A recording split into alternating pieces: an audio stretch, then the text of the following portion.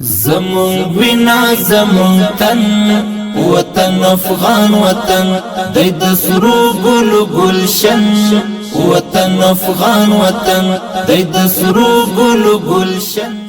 کندهار ښاروالي د ښاري پراختیا او معیاري زیربناو د پیاوړتیا په موخه د ښار په اومه ناحیه کې د پنجوایي درایي سړک د اساسي رغولو چارې تقریبا 2 میاشتې مخکې پیل کړي دي چې اوس مهال یې کارونه د چټک پرمختګ په حال کې دي. زمون وینا زمون تن وطن افغان وطن دی د سرو ګلو گلشن وطن افغان وطن. دا پروژه چې ده تقریبا 6 میاشتې وخت کول شوی دی، 11 متره عرض باندې دی او اوس خالي چرې و سړک کار شروع دی.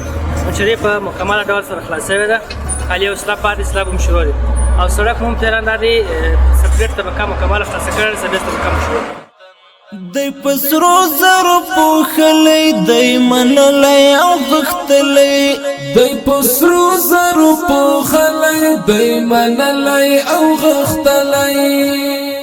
دا سړک چې د 1100 متره په اوږدوالي او 40 متره پلنوالي سره طرحه شوی د 2 فازونو په بڼه عملي کیږي. د لومړي فاز چارې روانې دي او تر اوسه د کار شاوخوا 15% برخه بشپړه شوې ده.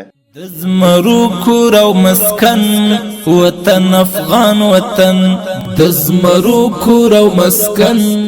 الحمدلله حکومت داسې زمینه برابره کړې ده چې موږ ته سهولت ډېر راوستلی دي، سړک یې ډېر پراخ کړی دی زموږ ته.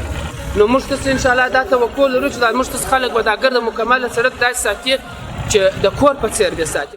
زمون وینا زمون تن وطن افغان وطن دی د سرو ګلو گلشن وطن افغان وطن.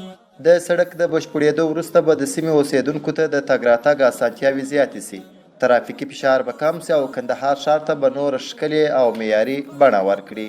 وطن افغان وطن وطن افغان وطن. دا د کار زمینه موږ ته برابره کړې ده. دغه شرکت ډېر دی چې خپل د هیواد شرکتونه هم دا په خپل هیواد کې کار کوي، خارجیان نشته. شکر دی الحمدلله د خپل هیواد شرکتونه مو د خپل هیواد خلک د دې کار کوي، زمینه ورته امارات برابره کړې ده. د سړکان جوړېږي سل په سله کې خوشحالي ځانونه ترې زارو راته ګران دی له خپل ځان. د یادونې وړ ده چې د دې سړک د دوهم پاس کارونه هم په نږدې ورځو کې پیلیږي. دغه پروژه د کندهار ښاروالۍ د انکشافي بودیجې له لارې تمویلیږي چې ټول ټال 80 میلیونه افغانۍ لګښت ورباندې راځي. د پروژې د عملي چارو د څارنې مسؤلین وایي چې ټول کارونه د تخنیکي معیارونو او ټاکل شوو نقشو سره سم پر مخ روان دي. وطن افغان وطن زمون وینا زمون تن